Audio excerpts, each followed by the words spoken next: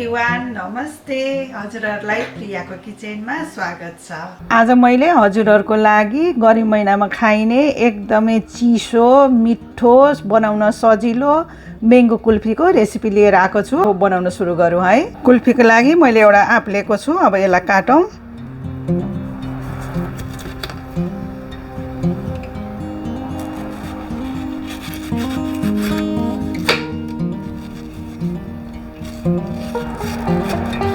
अब आँपलाई यसरी काट्यो भने चाहिँ सजिलो गरी निकाल्न सकिन्छ।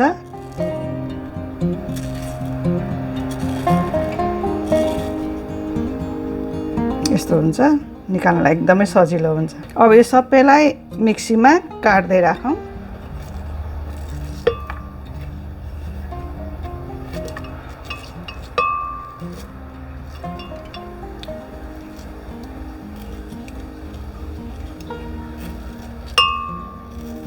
मिक्सीमा यो आँप काटेर राखिसकेपछि यसलाई ब्लेन्ड गरौँ।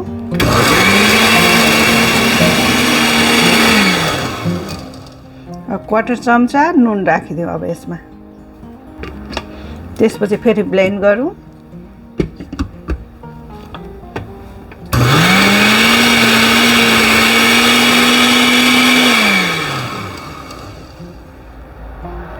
अब यो नुनलाई पनि हामीले मिक्स गरिसकेपछि क्रिम राखौँ। यो 225 ml छ।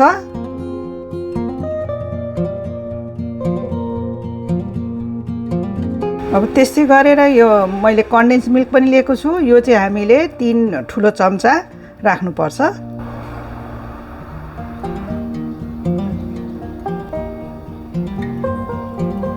अब 2 टेबल चम्चा मिल्क पाउडर राखिदिउँ।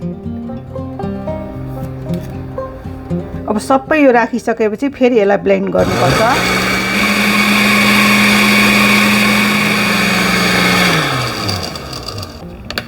अब सबै मिक्स गरेको यो ब्लेन्ड भइसकेको छ।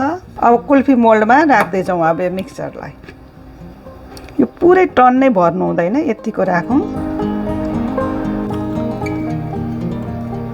मैले यस्तो 2टा मटका पनि लिएको छु, यसमा पनि राखिदिउँ।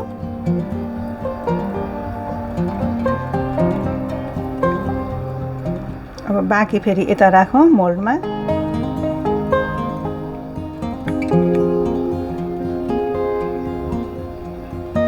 मैले सबै कुल्फी मिक्सर राखिसकेको छु। अब यसलाई हामीले यो राखिसकेपछि ट्याप गरिदिनुपर्छ। यो मटकाकोलाई पनि यसो गरेर राखिदिनुपर्छ। यसो गऱ्यो भने चाहिँ समान हुन्छ हाम्रो त्यो कुल्फी। अब यसमा तपाईलाई मन लाग्छ भने अलमन्ड पिस्ताचु काटेर राख्नुभयो भने हुन्छ, तर मैंगो कुल्फीमा यो त्यत्तिकै खाँदा मिठो हुन्छ। अब यसलाई सबै यो मोल्डमा बिर्को लाउँदै जाउँ।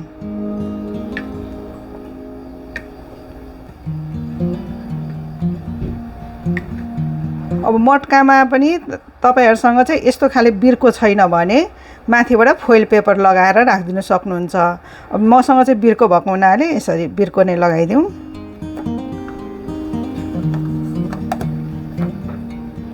अब हामीले यसलाई फ्रिजरमा राख्नुपर्छ। फ्रिजमा होइन, फ्रिजरमा राख्नुपर्छ। थोरैमा 4-5 घण्टासम्म राख्न सक्नुहुन्छ, नत्र रातभरि राखिदिनु भए पनि हुन्छ। अब फ्रिजरमा लगाएर राखौँ। मैले चाहिँ यो कुल्फीलाई रातभरि नै राखिदिएको हुनाले अब यो धेरै नै जमेको छ। त्यसकारण यसलाई चाहिँ म 5 मिनेट जति बाहिर त्यतिकै छोडिदिन्छु। यदि छिटै चाहिएको छ भने हामीले यसरी ग्लासमा पानी राखेर या कुनै भाँडामा पानी राखेर हामीले यसलाई डुबाएर राखिदिएर अनि निकाल्न पनि सक्छौँ। अहिले चाहिँ म 4-5 मिनेटको लागि चाहिँ छोडिदिन्छु। यो मैले 5 मिनेट बाहिर राखिदिएको हुनाले सजिलै यो चाहिँ निकाल्न सक्छौँ हामीले।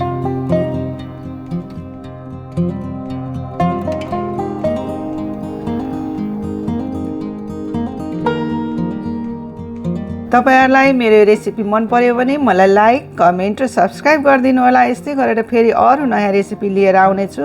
त्यतिन्जेलसम्मको लागि बाई।